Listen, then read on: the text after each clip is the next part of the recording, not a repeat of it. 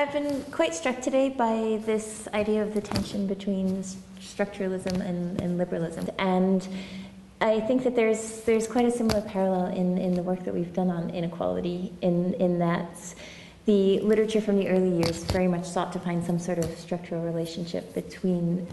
income inequality and development, whereas later work has seemed to reject the premise that there's this sort of deterministic relationship, and instead has focused much more on the role of policy and the fact that countries actually have a wide variety of experiences.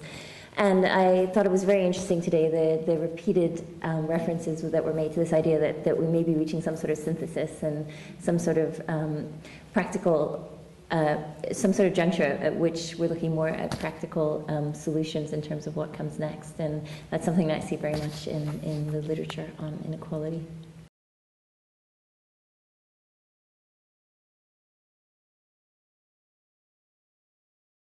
Yes, I would say in the literature on equality, again, very much so, in that recent experience would suggest that in much, if not most of the world, that there's been a rise in inequality over the last 2 decades at least, and probably going further back.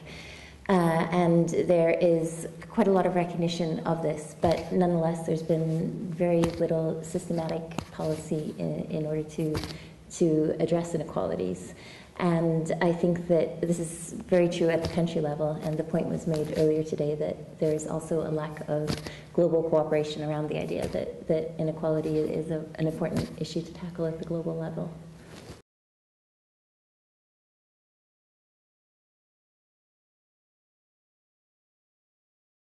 I think that there is growing recognition that this idea of multidimensionality is important, and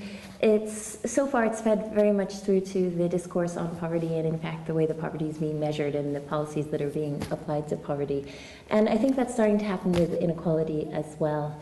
And I think that one very interesting thing to come out of it is that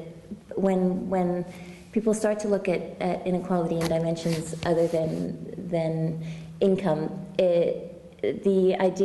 it becomes much easier to justify different types of anti-inequality policy. And the reason is that there is a lot of debate around whether income inequality is legitimate or not, but you don't see quite the same sorts of debate when you look in other dimensions such as health or education. And so I think that it will be perhaps a big step forward to looking at policies that are more geared towards equalities of opportunity in some sense.